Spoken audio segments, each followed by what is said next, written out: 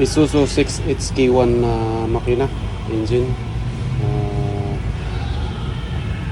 Ano ito? Fully electronic. Ito yung ECU. Servicing ito. Sensor natin lahat.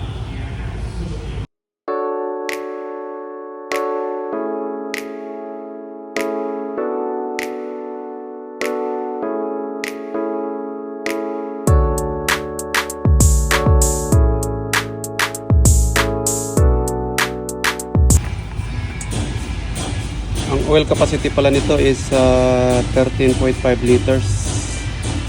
Semi-low power to, gawa nung may butas yung intercooler nito. Kaya kinulang siya sa hangin.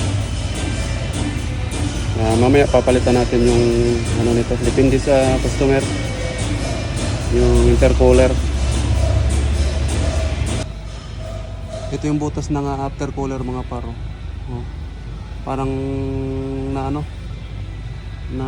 nasundot, at saka malakas na rin yung, siguro may leak na itong turbocharger nito, gawa nung marami na siyang tinatapon na langis sa intercooler pala.